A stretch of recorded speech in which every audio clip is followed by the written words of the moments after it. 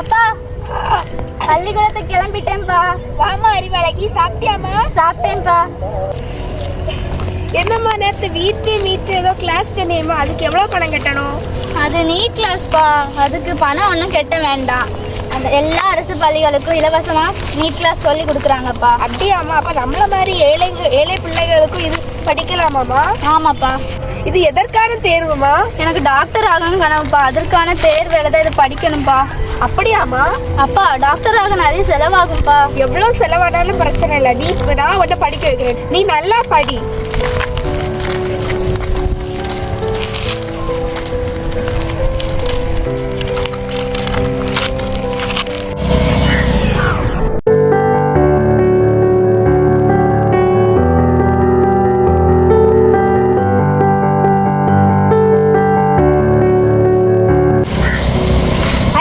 என்னம்மா யோசிக்கிற? ஒன்றும் இல்லை. சரிப்பா, போயிட்டு வரேன். பத்திரமா போயிட்டு வாமா.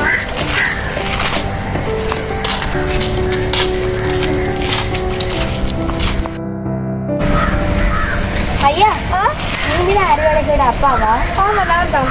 நான் தான் அறிவாளத்தியோட கணக்கு டீச்சர். போன வாரமே கணக்கு பாடத்துக்கு கால்குலேட்டருக்காக வாங்கிட்டு வான்னு சொன்னேன். அவன் இன்னும் வாங்கிட்டு வரல. சரி, நான் வாங்கி கொடுக்குறேன். இல்லை அதோட ஒன்று எழுத நீங்க. சரி, நான் வாங்கி கொடுக்குறேன்.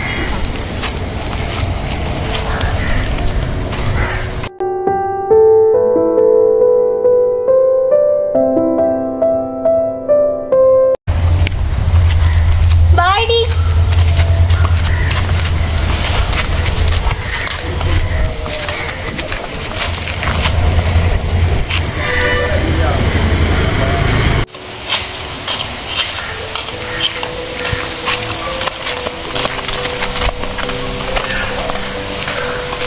என்னடி ஐஷு, ஹேமா, வாடி. பள்ளிக்கூடத்துல இருந்து வந்த உடனே போன்ல ஏதோ புலம்பிட்டு இருக்கீங்க? ஆமா, உன்னை போல வந்தோடனே புக் எடுக்க மாட்டேன். நாங்க போன்ல செல்ஃபி எடுத்து ரீல்ஸ் போடுவோம். அதாண்டி இப்போ உள்ள ட்ரெண்டு. நீயும் வாடி, லைக் வரும். போடி. நான் ஒன்னும் நிக்கல. 2 மாதத்துல பப்ளிக் எக்ஸாம் தொடங்குது. நீங்களும் போய் படிங்கடி. உனக்கு படிப்பு வருது, எங்க 2 பேருக்கும் படிப்பு வரல. அதனால தான் நாங்க போன்ல ரீல்ஸ் எடுக்கிறோம். முயற்சி பண்ணுங்க, அப்பதான் உங்களுக்கு படிப்பு வரும். இந்த சேனல் லைக் பண்ணுங்க, ஷேர் பண்ணுங்க, சப்ஸ்கிரைப் பண்ணுங்க. நீங்க எப்பவுமே திருந்து போடுங்க.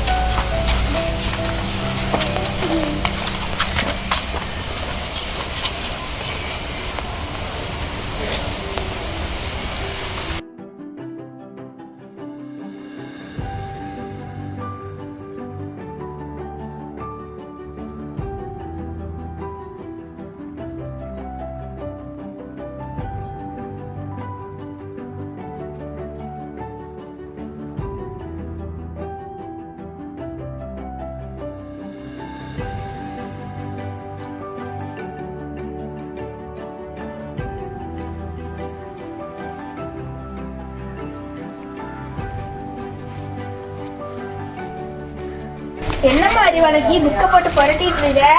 இல்லப்பா, படிச்சுட்டு இருக்கேன்ப்பா. சரி, இந்தா. என்னதுப்பா இது? திறந்து பாரு.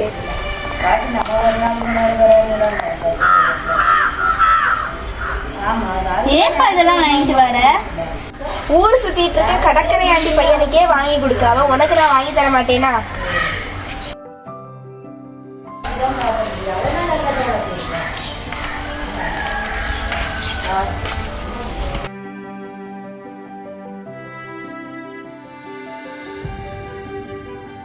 அறிவழகி, கொஞ்சம் இரும்பா, உன மாப்பிள்ளை சம்பா சோறு வடிச்சு சோறு தாரேன். அப்பா, இதே மாதிரி நிறைய அரிசி உண்டாப்பா? ஆமாம்மா, இதுமா, நான் உன சொல்லி தாரேன். சரிப்பா.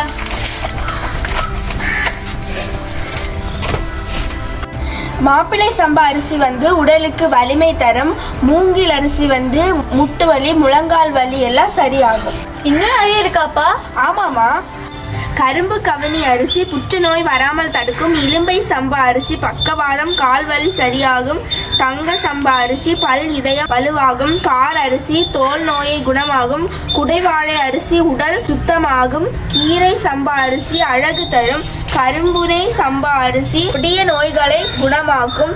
இனியும் பல வகையான அரிசிகள் உண்டு, அதெல்லாம் நோய் வராமல் தடுக்கும். அப்படியாப்பா? ஆமாம்மா. எல்லாரும் டாக்டர் ஆனாலும் நோய்களின் எண்ணிக்கையும் நோயின் தன்மையும் கூட மூடிட்டு தான் இருக்கும்.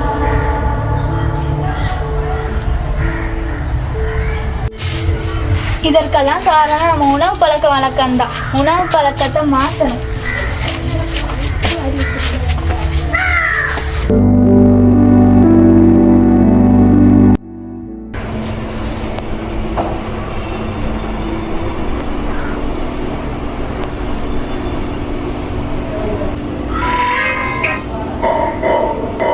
அறிவழகி, சொல்லு மலர். ரிசல்ட் பார்த்தியாடி? எனக்கு 975 மார்க். இது வரைக்கும் பார்க்கலடி, என் போன்ல டவர் இல்ல.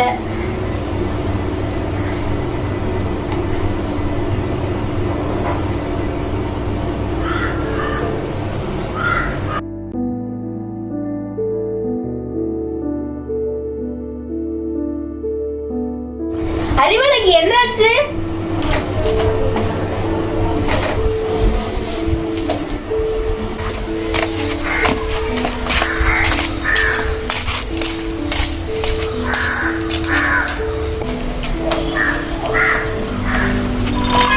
அறிவழகி, இல்லாம போடு.